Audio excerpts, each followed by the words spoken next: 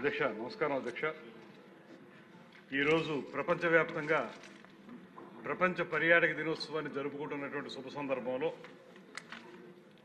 సముద్ర తీర పర్యాటకానికి సంబంధించినటువంటి ప్రశ్న సభలో రావటం దానికి మీరు అనుమతించడం చాలా ఆనందం కలిగిస్తుంది అధ్యక్ష.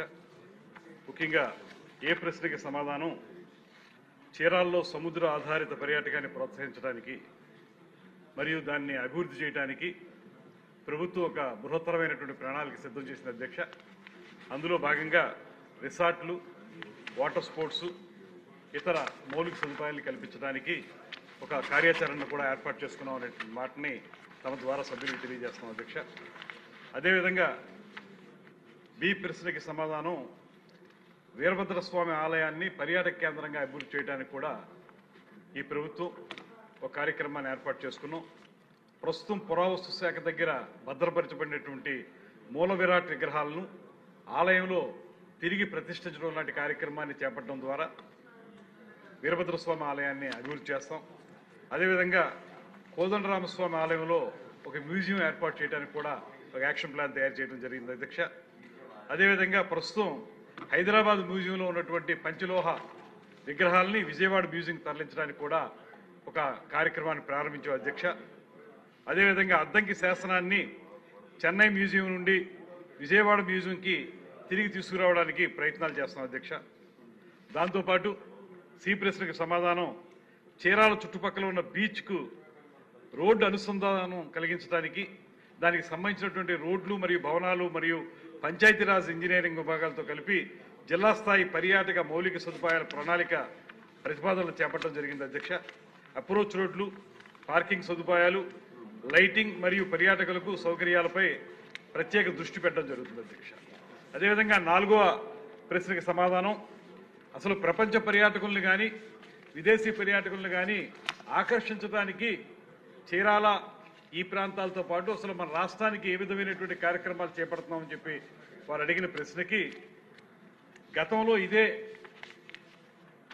శాసనసభ సమావేశాల్లో ఏం చేయబోతున్నామో మనం చెప్పాము అధ్యక్ష.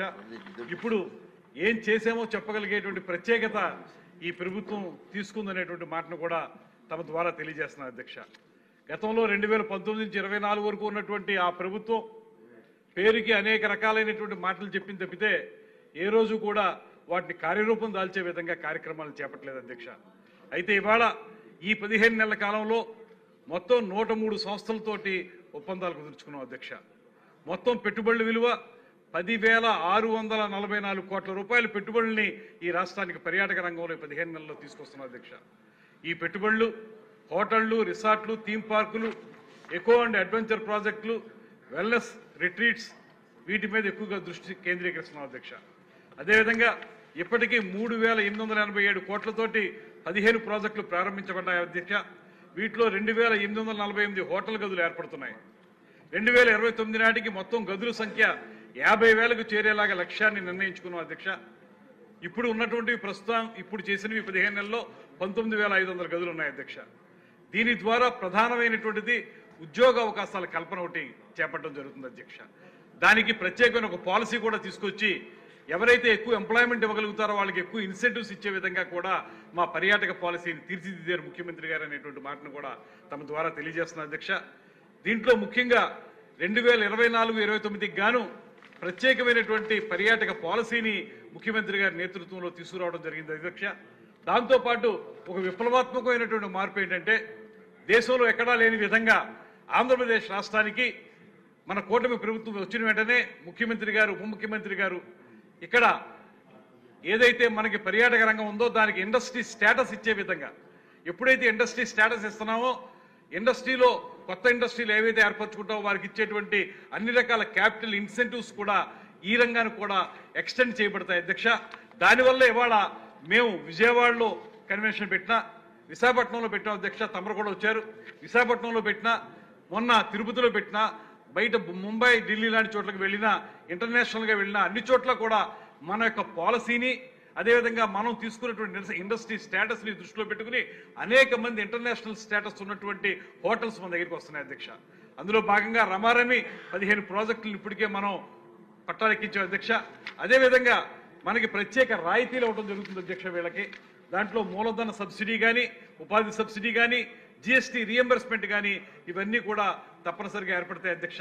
దాంతోపాటు ముఖ్యమంత్రి గారు గ్రామీణ గిరిజన ప్రాంతాల్లో 10,000 హోమ్ స్టేలు ఏర్పాటు చేయాలని, హోమ్ స్టేల ద్వారా మన పర్యాటక రంగాన్ని అభివృద్ధి చేయాలన్న ఆలోచనతోటి వేరే ప్రాంతాల్లో నివసించే వాళ్ళకి మన గ్రామీణ ప్రాంతాల యొక్క వాతావరణం ఎలా ఉంటుందో తెలియనటువంటి పరిస్థితుల్లో హోమ్ స్టేలు ఏర్పాటు చేసి పూర్వపు ఇళ్లని మళ్ళీ బాగు చేసుకుని ఆ ఇళ్లలో పర్యాటకులు వచ్చి ఉండేలా చేస్తే వారికి గ్రామీణ ప్రాంతం యొక్క ఆవశ్యకత తెలుస్తుంది. ఒకప్పుడు మన గ్రామాలు ఎలా ఉండే అర్థమవుతాయి అనేటువంటి ఆలోచనతోటి హోమ్ స్టేలను ఏర్పాటు చేయడం. దీనివల్ల మనకి జరిగేది ఏంటంటే స్థానికంగా ఉన్నటువంటి ఆ ఇళ్ళు ఓనర్స్ ఎవరైతే ఉంటారో వాళ్ళకి ఆదాయం పెరిగేదానికి కూడా అవకాశం దొరుకుతుంది అధ్యక్ష. అదేవిధంగా కొత్తగా మేము కార్వాన్ టూరిజం పాలసీ, ముఖ్యమంత్రి గారు పదే పదే చెప్తున్నది, కార్వాన్ ద్వారా ఇప్పటికిప్పుడు మనం 5 స్టార్ హోటల్స్ని 3 స్టార్ హోటల్స్ని కట్టలేకపోయినా కూడా కార్వాన్ లాంటి దాన్ని ఏర్పాటు చేస్తే అక్కడికి వెళ్ళి అక్కడ ఉండేటువంటి ప్రాంతాల్లో ఆ కార్వాన్లోనే ఉండి అవసరమైతే అన్ని ప్రాంతాలని చూసి దాని ద్వారా ఆదాయం ఇచ్చేదానికి అవకాశం దొరుకుతుంది అధ్యక్ష. ఈ మధ్య కాలంలోనే వైజాగ్లో మనం హాప్ ఆన్ హాప్ ఆఫ్ అనేటువంటి డబుల్ డెక్కర్ బస్సులను కూడా ప్రారంభించడం జరిగింది. తమరు కూడా చూశారు, ముఖ్యమంత్రి గారు దాన్ని ప్రారంభించారు. అదేవిధంగా అడ్వెంచర్ టూరిజం పాలసీని కూడా తీసుకొస్తున్నాం అధ్యక్ష. అడ్వెంచర్ టూరిజం పాలసీ ద్వారా అడ్వెంచర్ యాక్టివిటీస్ ఏవైతే ఉన్నాయో వీటన్నిటినీ కూడా రాష్ట్రంలో ఉన్నటువంటి 974 కిలోమీటర్ల పొడవున ఉన్నటువంటి మన సముద్ర తీరంలో, అందులో చీరాల, బాపట్ల ఇవన్నీ కూడా ఉన్నాయి, మంగినపూడి ఉంది.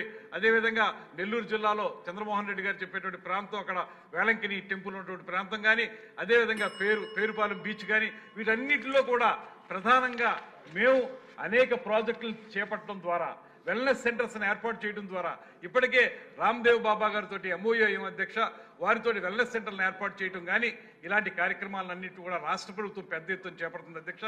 దాంతోపాటు సెంట్రల్ గవర్నమెంట్ ఇచ్చేటువంటి స్కీమ్స్, అఖండ గోదావరి రాజమండ్రి కేంద్రంగా జరిగేదానికి 94,44,00,000, గండికోట ప్రాజెక్టు కడప జిల్లాలో 77,91,00,000, సూర్యలంక బీచ్కి ఈ మధ్య కాలంలో వచ్చింది అధ్యక్ష 97,52,00,000 ధనం. అదేవిధంగా బొర్రా గుహల్లో ఎక్స్పీరియన్స్ సెంటర్ 29 కోట్లు, అహోబెలం మరియు నాగార్జున సాగర్లో 50 కోట్లతోటి ఒక కార్యక్రమం, అన్నవరం దేవాలయం అభివృద్ధికి 25,32,00,000తోటి ఈ కార్యక్రమాలు చేపట్టడం ద్వారా మొత్తంగా కేంద్ర ప్రభుత్వం నుంచి నిధులను తీసుకురావడం, రాష్ట్ర ప్రభుత్వం ప్రత్యేకంగా PPP మోడ్లో పెట్టుబడిదారులను ఆకర్షించి వారి ద్వారా కార్యక్రమాలు చేయటం, మొత్తంగా విడిగా ప్రైవేట్ రంగంలో అయితే 10,644 కోట్ల రూపాయలు పెట్టుబడులు, అదేవిధంగా మనకి కేంద్ర ప్రభుత్వ నిధులు కూడా వస్తున్నాయి అధ్యక్ష. దీని ద్వారా సముద్ర తీర ప్రాంతాన్ని ప్రత్యేకంగా తీసుకుని ఆ సముద్ర తీర ప్రాంతంలో హోటల్స్, రిసార్ట్స్, వెల్నెస్ సెంటర్స్ ఏర్పాటు చేయడం ద్వారా పర్యాటక రంగాన్ని అభివృద్ధి చేయాలనేటువంటి ఆలోచన చేస్తా ఉన్నాం అధ్యక్ష. ఇది స్పష్టమైనటువంటి తేడా అధ్యక్ష. 2019-24లో ఆ ప్రభుత్వం చేసినటువంటి దుర్మార్గపు పనులు, పర్యాటకాన్ని పడకెక్కించినటువంటి పనులకి భిన్నంగా ఇవాళ ముఖ్యమంత్రి గారి నేతృత్వంలో ఆంధ్రప్రదేశ్ రాష్ట్రంలో ఒక పక్కన టెంపుల్ టూరిజం కానివ్వండి, మరో పక్కన ఈ కోస్టల్ టూరిజం కానివ్వండి, వెల్నెస్ టూరిజం కానివ్వండి, ఉప ముఖ్యమంత్రి గారి నేతృత్వంలో ఎకో టూరిజం కానివ్వండి, ఇవన్నింటినీ కూడా పెద్ద ఎత్తున తీసుకొచ్చి ఈ ప్రాంతాన్ని విశేషంగా ఆకర్షించడానికి, పర్యాటకులు తీసుకురావడానికి ఒక ప్రయత్నం జరుగుతుందనేటువంటి విషయాన్ని తమ ద్వారా సభ్యులకు తెలియజేస్తా ఉన్నాను అధ్యక్ష. నమస్కారం.